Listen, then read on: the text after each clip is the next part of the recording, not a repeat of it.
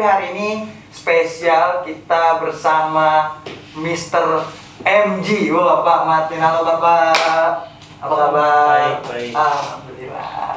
Jadi hari ini kita bareng ya Pak ya? Iya. Biasanya sama Helen gitu kan, atau biasanya Pak Martin sama Mbak Eva gitu kan. Tapi hari ini kita spesial ya, pakai telur 2. Oh enggak banyak. Karet 2. Oh karetnya 2 itu pedes Pak. Kalau dari karetnya 2. Oke, hari ini kita bakal ngomongin sesuatu yang seru sih Pak. Ya kan, terkait dengan brand. Tapi kalau ngomongin tentang brand ya, saya mau tahu dulu Pak sedikit, maksudnya brand itu sebenarnya kalau yang Bapak ketahui brand itu dengan apa ya? Kalau misalnya saya bilang brand, apa sih Pak yang kira-kira ada di pikiran Bapak, brand itu kayak gimana sih Pak? Gitu. Sedikit ya Pak. Brand itu ya. Brand itu gimana ya jelasinnya? Brand itu sesuatu Apa Pak? Makanan? Bukan. bukan. Saya susah menjelaskan. Brand itu kayak positioning level kita. Positioning level. Iya, menurut saya. Jadi kalau kita bilang brand Nike, sepatu dengan kualitas segini. Oke. Kalau kita bilang handphone, Nexian, gitu ya. Kita tahu dia kualitas handphonenya segini. Oke. Nah, itu menunjukkan kualitas kita, harga kita. Kita nggak bilang itu baik atau buruk, karena posisi harga dan kualitas itu di mana untuk brand itu. Oh, berarti positioning Pak ya? Menurut saya. Oke. Tapi juga hal yang menarik adalah kadang kata brand itu bisa dijadikan sebuah kata ganti. Setuju nggak sih Pak? Contoh? Kalau misalnya kita mau gosok gigi, pakainya apa Pak? Pakai odol. Itu kan jadi kata ganti gitu. Iya, Gitu Pak ya. iya. Tapi biar lebih seru Pak, kita biar nggak ngobrol berdua aja, kita undang nih Pak. Pakarnya. Pak Martin bilang pakarnya. Oke, kita panggil aja Pak ya. Pak Irwansyah, silakan Pak Irwan masuk. Halo Pak, Pak. Mantap. Silakan Pak. Terima kasih. Pak Irwan, gimana kabarnya? Alhamdulillah baik. Alhamdulillah. Puasa Pak? Alhamdulillah puasa. Alhamdulillah puasa. Masih aman. Masih aman. Tapi kayak mukanya seger banget Pak. Ya lumayan lah. Oke. Mencurigakan. Mencurigakan. Apalagi tadi habis sholat Jumat kan nggak tahu kan Pak tadi Iya. keluar dari masjid Iya. kemana. Jadi sekarang pakai masker. Aman. Masih aman. Perut saya masih bunyi aman. Masih aman. Oke, mungkin boleh kenalin dulu kali ya. Ini Bapak ini sebagai apa dan Bapak ini siapa sih sebenarnya? Oke. Boleh. Buat yang belum kenal, Game Changer semua, nama saya Irwansyah Lubis sebagai brand manager di PT Sumber Bintang Perkasa. Oke, mantap. Brand manager ini cocok banget Pak ya. Kita lagi ngomongin brand nih dari Kita tadi. ngomongin brand ya. Brand itu Iya, apa? bener banget. Tadi kita bahas masalah apa tadi kata Pak Martin bilang apa positioning Pak ya. Terus tadi juga brand itu bisa juga jadi kayak kata ganti gitu. Emang bener kayak gitu Pak ya? Ya. Emang brand itu gimana sih gitu? Oke, brand itu Brand gimana? itu bukan buat pakai roti. Itu blue band ya? Itu blue band. Itu blue band Pak. Blue Band termasuk brand. Termasuk Termasuk brand. Nah, kalau brandnya sendiri, sebetulnya gampangnya brand itu kan di Indonesia diartikan sebagai merek. Merek itu bisa macam-macam, bisa produk, bisa perusahaan, bisa orang juga. Jadi citra yang ditempel sama dalam tanda kutip si brand itu sendiri. Oke. Kalau tadi Mas Raka bilang tentang brand sebagai kata ganti, itu mewakili tingkat brand awareness yang tinggi di masyarakat. Contohnya kalau saya sebut gini, disclaimer dulu ya sebelumnya ya. Tadi Mas Raka juga sempat sebut satu brand nih, yang akhirnya mereplace sebuah kata ya. Contohnya tadi odol ke pasta gigi. Setuju. Betul. Seberapa banyak orang kita yang pada akhirnya tahu dan sadar bahwa odol itu merek sih, Mas Raka. Kayaknya. Pak Martin juga. Oke. Kan belum banyak juga kan yang tahu bahwa odol itu merek sebetulnya kan Iya, orang. benar-benar Saya mau beli setuju. odol gitu kan. Nah, ini saya boleh tanya ya. Boleh Pak. Ini kan di dunia brand itu saya baru mau belajar. Kan tadi contohnya seperti ini nih Pak. orang masih sebut itu odol, padahal itu kan pasta gigi. Nah, apakah yang tadi kata pengganti itu ada karena orang nggak tahu nama produk itu apa? Contoh misalnya kayak kita nggak pernah tahu namanya obat nyamuk, yang kita tahu itu Baygon. Kita nggak tahu itu ada istilah pompa air. Yang kita tahu Sanyo. Contoh dulu power bank waktu pertama kali masuk kita nggak tahu itu produk apa. Yang kita tahu ada mereknya Vivan, ya kita sebut itu Vivan gitu. Makanya dulu pinjam Vivan lo dong gitu. Contoh lagi staples. Itu kan nggak ada arti kata bahasa Indonesianya. Orang tahunya staples ya Pak. Ya, padahal staples itu merek. Merek. Nah, ada yang tahu kalau staples itu merek. Saya sampai hari ini masih tahunya cuma staples namanya Pak. Itu belasan tahun biar tahu itu sebetulnya. Nah, apakah brand itu dijadi kata pengganti karena barang itu nggak ada namanya basically, atau belum ada namanya? Oke. Menurut saya sendiri bahwa brand itu sendiri bisa mengganti satu kata atau satu kategori itu karena tingkat brand awareness-nya dulu, bukan berarti si kategorinya atau si produknya belum ada. Mungkin sudah ada, tapi karena tingginya si brand awareness di masyarakat, pelan-pelan itu kemudian bisa mengganti si produknya, bahkan si kategorinya. Contohnya yang tadi sempat disebut bahwa odol menggantikan pasta gigi, Vivan menggantikan power bank, lalu Sanyo pada akhirnya menggantikan mesin air. Nah, itu karena brand awareness-nya bisa menggantikan posisi produk sendiri, si kategorinya sendiri. Nah, gimana caranya si brand bisa mencapai tahap brand awareness paling tinggi? Itu ada step by stepnya sebetulnya. Bukannya karena barang itu belum ada nama, makanya brand itu dijadiin penamaan? Bisa berlaku dua, bisa karena kategori atau produknya sendiri belum ada, atau bisa jadi karena produk dan kategorinya sudah ada, tapi karena awareness-nya sendiri sangat tinggi, pada akhirnya mereplace kategori atau kata tersebut. Dan bahkan bisa jadi brand awareness itu tinggi sekaligus karena si produknya sendiri belum ada. Contohnya si Vivan tadi, karena si power banknya belum ada, di saat yang sama dia inovasi, dia jadi yang pertama, pada akhirnya dia bikin si produk power bank itu sebagai si Vivan. Nah, kalau saya kan tahunya sebanyak contoh yang dia karena belum ada nama, jadi brand itu jadi nama, kayak contoh kayak Staples, Aqua dulu kita nggak tahu tuh sebutnya air mineral. Nah, air mineral itu belakangan baru muncul. Setelah Aqua ada. Nah, kalau menurut Bapak kan ada dua, ada barangnya dulu. Kalau menurut saya kan barangnya itu ada, tapi belum ada penamaan, makanya kita gunain brand penyebutannya. Nah, kalau yang Bapak bilang kan karena ada juga yang namanya sudah ada, tapi karena brand awareness-nya terlalu tinggi, akhirnya dia nggak replace. Contoh yang kedua. Contohnya apa? Brand apa? Saya yang sebut nih ya. Oke, disclaimer dulu menurut saya. Contohnya kayak di warung makan, kita sering lihat satu brand, contohnya Indomie goreng, Indomie kuah. Padahal kita tahu di dalamnya belum tentu. Saya bilang mungkin iya, mungkin tidak, di dalamnya belum tentu Indomie. Padahal kita tahu bahwa si Indomie itu sendiri kan bukan yang pertama. Kalau berdasarkan sejarah kita tahu ada, let's say satu brand kita sebut Supermie yang pertama. Tapi pada akhirnya karena awareness si Indomie dengan segala strateginya itu tinggi, pada akhirnya dia bisa mereplace si kata mie instan. Kalau yang odol contohnya mungkin itu karena memang di Indonesia sendiri belum ada. Pasta gigi di luar sudah ada, kemudian odol itu masuk ke kita sebagai brand pertama yang membawa pasta gigi. Nah, pada akhirnya karena orang belum tahu bahwa itu pasta gigi, dia sebutlah itu odol. Jadi ada dua case yang berbeda sebetulnya, dan itu mungkin. Google juga bukan yang pertama ya, search engine. Tapi sekarang kita bilang Google. Iya tuh. Tapi yang pertama siapa tuh, Pak? Yahoo. Iya benar. Dulu lebih banyak Yahoo sih. Ya, belum umur. Itu betul. Masih main gundu.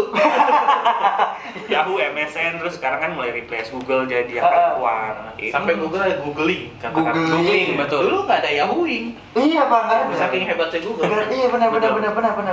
nggak ada Yahoo. Jadi itu tergantung pertama tingkat awareness-nya seperti apa. Kan ada beberapa tahapan untuk sampai ke tingkat awareness yang paling tinggi. Lalu bagaimana pada akhirnya si awareness itu di-grab dengan cara apa sih? Cara kita meraih positioning yang sangat kuat di market itu ada cara-cara juga nanti. Berarti buat menggantikan barang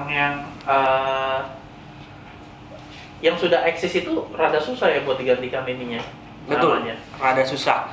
Menurut saya pribadi, ini menurut saya ya, kalau untuk kita punya positioning yang kuat di pasar, punya 3 cara. Menurut saya ada 3 cara. Bagaimana cara brand kita punya awareness yang tinggi. Yang pertama itu jadi yang pertama yang tadi Pak Marvin bahas. Jadi yang pertama di kategorinya. Contohnya tadi si odol, dia jadi yang pertama bawa pasar ini ke Indonesia. Pertama. Yang kedua adalah jadi yang terbaik. Jadi ketika kita tidak bisa jadi yang pertama, otomatis momentumnya hilang untuk jadi yang pertama. Kalau kita mau kembangkan misalkan air mineral, sudah ada satu brand yang cukup terkenal, mungkin Aqua, ada Fit dan lain-lain. Kita nggak bisa jadi yang pertama. Kita udah kalah dari momentum. Jadilah yang terbaik dari segi kualitas. Gimana caranya kita misalkan menyediakan mie instan yang lebih baik daripada yang pertama. Gimana caranya kita menyajikan air mineral yang lebih baik dari yang pertama. Seperti itu. Apakah harus dari kualitas terbaik gitu? Terbaik bisa dari kualitas, bisa dari segi marketingnya, jadi banyak macam. Lebih unggul lah. Lebih unggul intinya. Jadi yang pertama, lalu kalau kehilangan momentum jadi lebih unggul, betul. Lebih unggul kan, kalau lebih unggul itu berarti kan belum tentu dari rasa, mungkin Betul. dari harga, Betul. mungkin dari marketing, whatever it is gitu. Betul. Aspeknya banyak. Jadi ketika jadi yang terbaik atau jadi lebih unggul itu bisa dari segi harganya lebih murah, itu kan kita lebih baik. Bisa dari servisnya, kita jual produk bukan diutamakan produknya tapi servisnya. Gitu. Ketika kehilangan momentum, yang kedua usahakan jadi yang terbaik di kategorinya sendiri dari 3 itu tadi. Nah, pertanyaannya, kalau ternyata kita nggak bisa jadi yang pertama karena kehilangan momentum, jadilah yang terbaik. Nah, dari yang terbaik banyak aspeknya. Gimana caranya kalau kita ternyata tetap kalah dari yang segi terbaik itu? Kunci ketiganya adalah jadi yang berbeda. Jual satu aspek yang belum dijual sama beberapa brand atau produk yang sudah eksis sekarang. Gitu. Saya ambil contoh yang paling inovatif. Kalau saya sebut keripik pedes, paling pertama apa? Maici dong. Maici. Apa itu? Maici Pak, itu Wah, ini Bapak. itu keren banget Pak. Jadi kalau saya sebut keripik di Indonesia udah banyak yang jual keripik singkong, basreng dan lain-lain. Tapi hadirlah satu inovator, dia nggak bisa jadi yang pertama dari segi keripik, dia nggak bisa jadi yang terbaik mungkin dari segi marketingnya, dari segi kualitasnya, karena keripik ya keripik. Tapi dia jadi yang berbeda dengan menghadirkan satu produk dengan level pedas yang berbeda. Jadi orang yang suka pedas bisa pilih yang paling pedas, yang nggak suka pedas bisa pilih tengah-tengah, yang nggak pedas. Nah, yang berbeda ini apakah disruption? Yes, betul, disruption. Oh, itu another topik Topik itu ada topik. Bisa kita Ada topik. Jadi satu tema sendiri, Pak. Tapi intinya itu, ketika kita jadi yang pertama nggak bisa, karena kehilangan momentum, jadilah yang terbaik. Tapi kalau kita tidak bisa jadi yang terbaik, jadilah berbeda. Berlaku dalam segala hal. Baik itu produk, personal branding mungkin, corporate branding dan lain-lain. Tapi berbedanya ini kan berbedanya harus yang positif. Kalau cuma berbeda aja nggak ada dampak akhirnya. Berbeda yang membawa dampak positif tuh harusnya. Harusnya iya Pak. Cuma kalau kita bicara tentang awareness itu kan tentang kesadaran tentang si merek.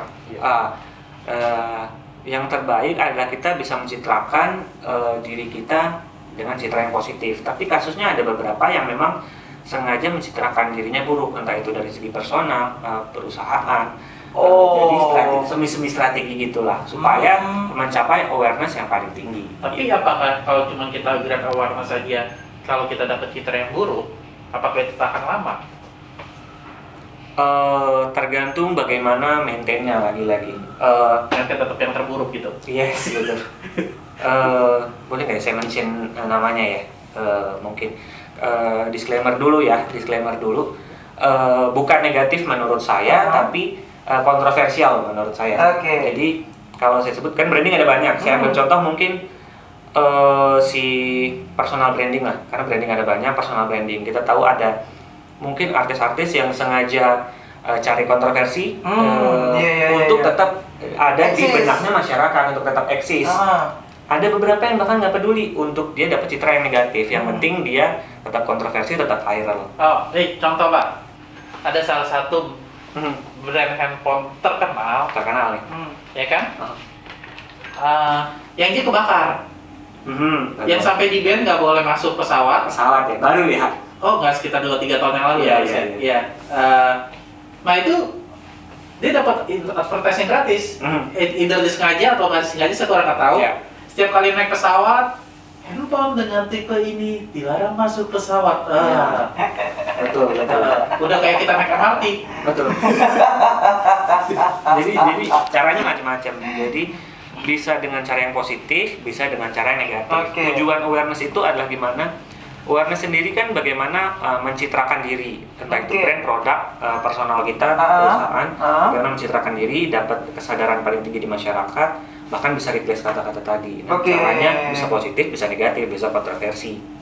Dari diri kita tujuannya apa gitu sih. Kayak gitu. Aduh, tapi maksudnya apa ya? Saya mau nanya nih Pak, nanya juga nih. Kan tadi kita ngomongin awareness. Mungkin ada juga orang yang nggak paham sebenarnya awareness itu apa sih gitu. Tadi ngomongin awareness, iya brand awareness, ya kan awareness, brand awareness nggak replace. Sebenarnya awareness itu apa sih? Apakah kayak gimana gitu? Boleh dong, coba dong. Oke. Awareness itu kan kalau dari segi bahasanya sendiri di kita artinya kesadaran. Nah, ketika dipadankan dengan kata brand atau merek, artinya brand awareness sendiri adalah kesadaran merek.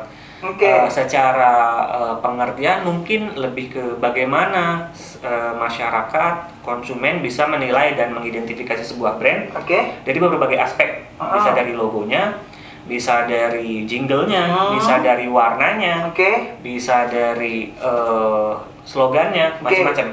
Jadi macam-macam. Contohnya, boleh. Brand awareness kalau dari warna, disclaimer, ada istilah yang saya tahu di graphic designer itu biru BCA. Oh iya. BCA biru BCA. Kenapa? Karena birunya ya mewakili logo si bank terkait. BCA banget. Makanya karena itu ketanam di mindset para graphic designer, akhirnya si biru itu digantikan dengan kata-kata biru BCA. Itu contohnya dari segi warna. Betul. Bisa dari segi logonya juga, bisa dari slogan. Contohnya, kalau saya sebut slogan begini, apapun makanannya, minumnya, teh botol. Iya, itu. Jadi dari slogan itu tertanam sekali di masyarakat. Caranya banyak. Nah, brand awareness itu kesadaran masyarakat untuk mengenali sebuah brand, baik itu produk, orang, perusahaan dan lain-lain dari segi aspek tertentu. Levelnya juga ada beberapa tuh, begitu. Berarti itu lebih kepada bagaimana sih orang brand awareness itu bagaimana kondisi di mana orang-orang tuh paham ya. Dan kenal ya berarti. Kenal. Ini tuh dari warnanya aja dari jauh ditahu, oh ini pasti merek ini nih gitu. Betul. Gitu ya? Betul. Kalau misalnya di jalan tiba-tiba ada yang musik itu, oh ini nih pasti merek ini nih gitu. Betul. Gitu ya? Jadi dari jinglenya juga kita bisa tahu. Aspeknya. Kalau misalnya kan banyak nih orang yang kayak contoh kita bilang ada kopi, kopi yang hijau-hijau. Nah, terus kan ada satu kopi lagi dia bikin yang burung hantu itu mirip banget sama si hijau. Nah, itu menurut Bapak mana yang diuntungkan nih? Apakah si hijau yang diuntungkan atau si burung hantu yang diuntungkan? Sebenarnya menurut saya bisa dilihat dari dua sisi yang berbeda. Segala sesuatu menurut saya pribadi, negatif dan positifnya tergantung dari kita. Kalau kita lihat dari kacamata si burung hantu ya, si burung hantu itu dia ada sisi positif, Bisa grand customer-nya si Grab hijau. customer si hijau, betul. Oke. Grab customer si hijau. Negatifnya adalah dia akan dalam tanda kutip mungkin dicap sebagai follower. Nah, tapi kalau saya menangkap, ini ada sisi positif buat si hijaunya karena gini, waktu misalnya kita nyetir lewat, kita lihat logo itu, sebenarnya itu burung hantu, Betul. tapi kita pikir si hijau, Betul. Nah, itu dia. gitu. Mungkin yang lihat si hijau ini akan melihatnya si burung hantu adalah si follower dalam tanda kutip sedikit mengganggu marketnya. Tapi kalau kita lihat dari sisi positifnya, dua-duanya bisa saling beriklan di saat yang sama. Nah, cuman waktu si burung hantu beriklan itu karena saking miripnya, kalau kita nggak notice, kita anggap itu si hijau, malah dapat poinnya si hijau. Jadi kayak ketanam kita hijau, akhirnya jadi mau beli si hijau. Iya, makanya. Sebenarnya balik lagi positif dan negatif, menurut saya balik lagi dari kita cara ngambilnya gimana. Mungkin ada yang melihat itu sebagai copycat, duplicate. Sisi negatifnya ada, sisi positif sebenarnya juga ada. Cuman secara data itu pernah di research gak ya? Secara data mana sebenarnya lebih diuntungkan, si hijau atau si burung hantu? Kalau by data, saya kurang tahu kalau mereka ada develop data sendiri sebetulnya ya. Tapi balik lagi kalau dilihat soal keuntungan dan kerugiannya, ya bisa dilihat dari dua sisi, masing-masing diuntungkan, masing-masing dirugikan. Walaupun porsinya kita balik lagi belum tahu ya. Oke. Seberapa besar mereka dirugikan dan seberapa besar dia diuntungkan. Seperti itu. Nah, tuh menarik. Berarti kan ada apa ya sudut pandang dari sebuah brand gitu Pak ya. Sudut pandang. Nah, tapi kan kalau kita ngomongin sudut pandang tentang sebuah brand dari sebuah brand itu sendiri ya, kita kan di perusahaan kita juga ada banyak brand Pak ya, ya kan? Contohnya ada apa tuh Suping gitu kan? Kita punya The Clip ya, kita punya apa namanya Norami gitu dan banyak lagi brand kita gitu ya. Dan apa namanya? Saya mau nanya nih, setuju nggak sih kalau misalnya salah satu brand kita gitu Pak ya, salah satu yang produk perusahaan kita tuh itu sudah bisa menjadi sebuah kata ganti, itu juga? Menurut saya ya, menurut saya salah satu sudah ada yang bisa. Mungkin nanti Pak Martin yang lebih berkecimpung di dalam bisa menjelaskan itu nih, kenapa bisa sampai seperti itu. Jadi salah satu yang saya temukan adalah 9 contohnya ya Pak? Kalau salah satu 9 ya? Dapat 9 berarti ya? 90 Pak. Si Suping contohnya, penggunaan kata Suping itu sudah mulai menggantikan istilah untuk gold plated jewelry. Jadi ada tuh gold plated jewelry di beberapa marketplace yang dijual. Sebenarnya dia non brand, tapi di bawahnya ada Suping garis miring gold plated jewelry. Itu udah banyak di marketplace. Gitu. Tuh seru banget ya. Nah, mungkin Pak Martin nih yang lebih mengenal kenapa Suping bisa sampai sejauh itu. Karena sepengetahuan saya, Suping itu yang sepengetahuan saya ya, saya juga kurang mengerti. Sepengetahuan saya, Suping itu yang bawa masuk gold plated ke Indonesia pertama kali dan dia lumayan terbesar. Dan sampai sekarang gold plated terbesar ya Suping.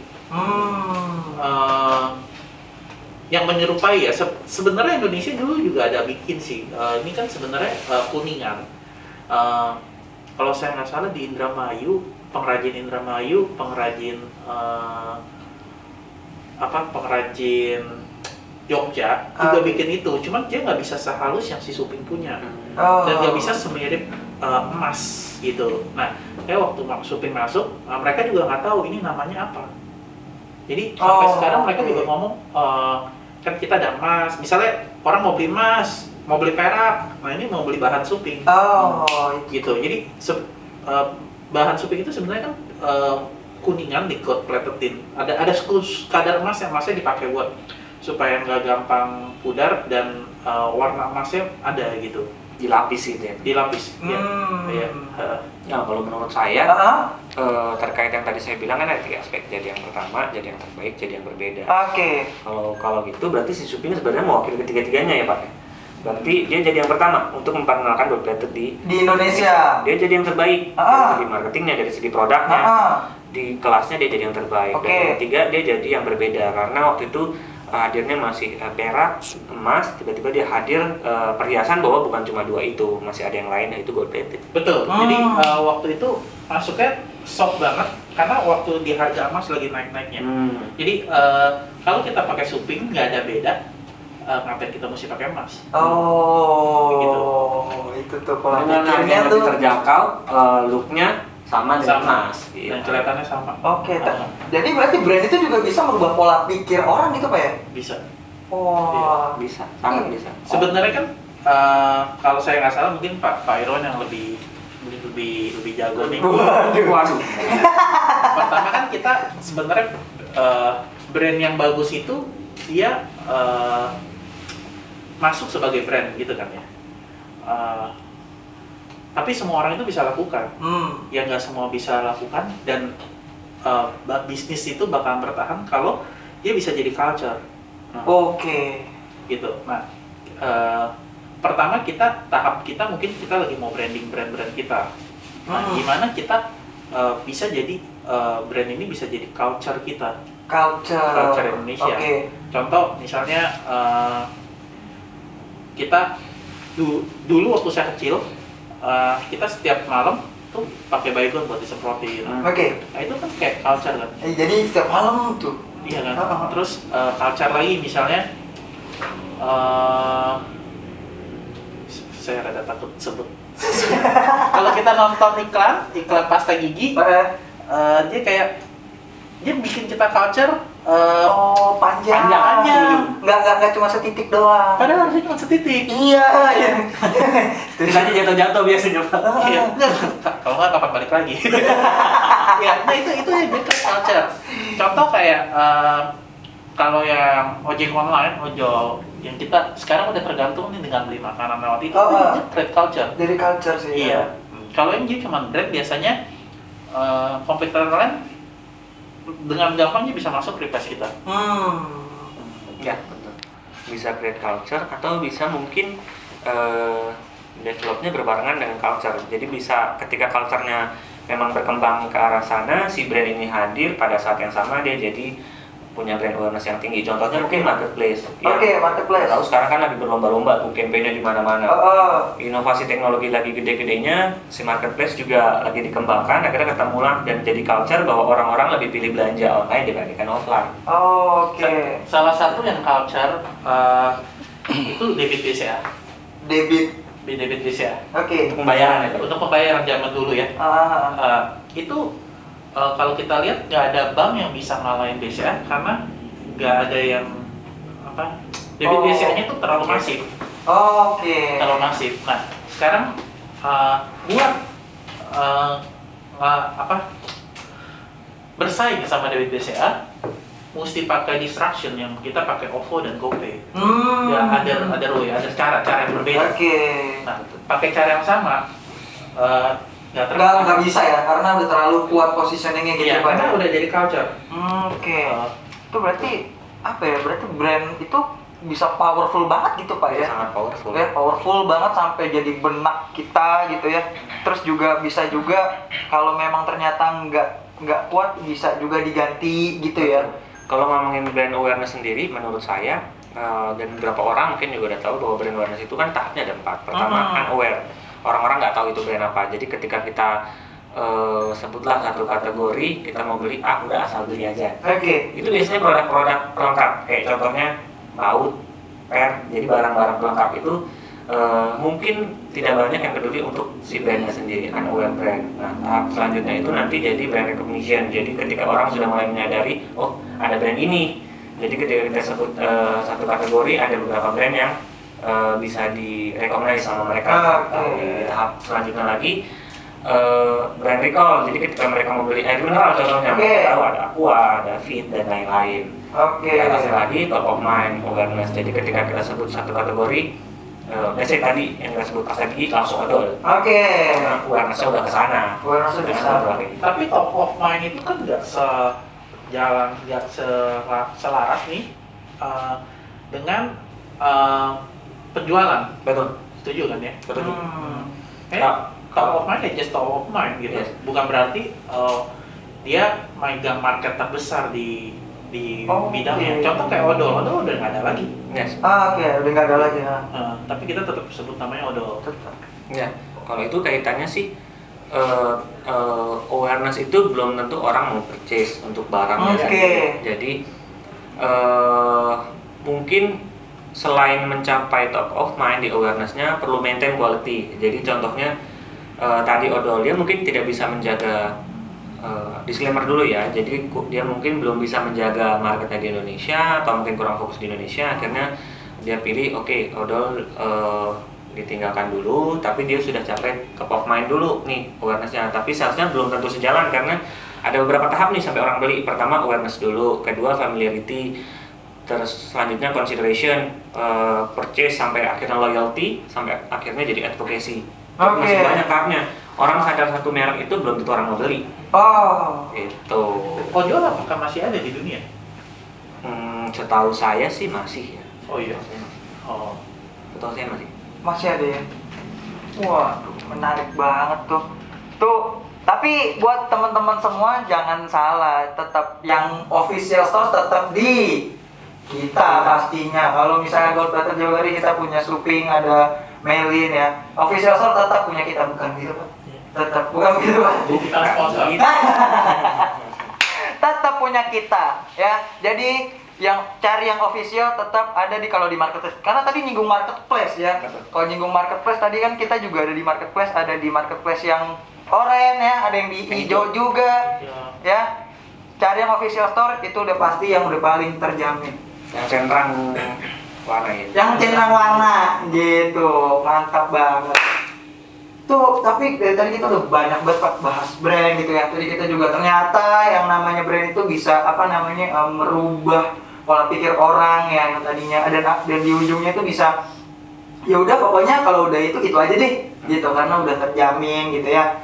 Nah, boleh dong Pak mungkin closing statement nih dari Bapak atau impact nih ya kan tentang sebuah brand gitu. Apalagi kan Bapak juga bergeraknya di profesi Bapak sebagai brand manager. Tuh mantep banget sih. Boleh dong Pak sampein ke teman-teman semua gimana? Boleh. Oke, saya bicara brand secara keseluruhan ya. Tadi saya bilang bahwa brand itu bukan cuma soal produk. Bisa branding itu bisa produk, bisa corporate, bisa employee untuk perusahaan, bisa juga personal. Jadi untuk para game changers, branding itu sangat penting. Terlepas dari sisi produknya, pertama dari personal branding. Bagaimana caranya para game changers sekalian bisa memposisikan diri dan membrandingkan dirinya menjadi personal yang lebih baik di mata perusahaan, di mata atasan. Jadi cari sisi yang bisa dijual lah, bisa dibrandingin. Contohnya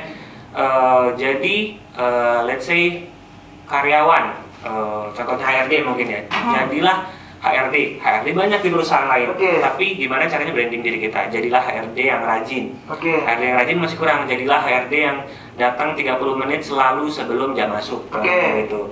Jadilah HRD yang selalu menyelesaikan tugas sebelum pulang. Contohnya seperti itu. Atau dari sisi sales mungkin sales banyak, tapi personal branding kita bagaimana di mata perusahaan? Jadilah sales yang selalu achieve targetnya setiap bulannya tuh. Achieve target masih belum cukup. Jadilah sales yang selalu achieve target 120% setiap bulannya. Jamin kalau personal brandingnya seperti itu, semua perusahaan akan cari. Buat barang, buat perorangan, kuncinya tetap 3 ya Pak. Kalau nggak bisa jadi yang pertama, Betul. jadi yang terbaik. Mungkin kita nggak bisa datang paling pagi. Betul. Nah, jadi yang terbaik. Jadi yang terbaik. Kalau nggak bisa jadi yang paling pagi yang terbaik, harus jadi yang berbeda. Jadi Tapi yang berbedanya positif. Jadi yang berbeda positif, karena kalau negatif awareness-nya tinggi, tapi impact-nya justru dijauhin orang. Iya. Kayak gitu. Mantap sekali. Oke. Nah, kalau tadi ya kan kita dari Bapak Pak Irwan ya, sekarang dari Pak Martin, boleh dong Pak closing statement Pak untuk hari ini Pak. Closing statement saya waktu ditembak langsung. Ayo Pak, silakan. Iya, branding buat pribadi itu sama pentingnya sama branding buat barang. Soalnya nama kita itu brand kita. Jadi kalau orang dengar nama Martin, apa yang di top of mind-nya gitu sih. Ya kita perlu 3 hal. Lebih bagus kalau bisa 3-3-nya. Jadi yang pertama kadang kita nggak sempet jadi yang pertama. Jadi yang terbaik itu selalu ada kesempatan. Mungkin kita nggak punya kesempatan jadi yang pertama, tapi buat jadi yang terbaik pasti ada selalu kesempatan. Nah, kalau buat saya selalu mau jadi yang terbaik dan saya mau jadi yang berbeda. Bukan jadi yang karena nggak bisa jadi yang terbaik, saya jadi yang berbeda. Tapi saya mau yang 2 dan 3 ini saya selalu mau di posisi ini. Ya, jadi yang pertama itu bonus buat saya. Anyway, kalau kita bisa jadi yang berbeda, pasti one times kita dapat chance buat jadi yang pertama. Gitu. Oke. Wah, mantap sekali itu. Itu saya, waduh, merinding dikit ya. Udah deh dengarnya. Dingin. Karena dia. Oke, teman-teman semua, akhirnya kita karena durasi, karena waktu juga ya akhirnya memisahkan kita ya. Dan tapi jangan khawatir, kita akan ketemu lagi di episode berikutnya ya. Nggak menutup kemungkinan nanti kita akan bareng lagi dengan Mr. MG di sini ya, Pak Martin ya, bareng kita. Ya, atau mungkin nanti kita bisa ketemu dengan Pak Irwan lagi di lain episode. Oke? Tapi nggak usah khawatir, kita akan ketemu lagi di episode berikutnya. Akhir kata, saya Bro Raka pamit dan Martin pamit dan Irwan pamit. Oke, sampai ketemu lagi di intro, inovasi, dan terobosan. Bye-bye.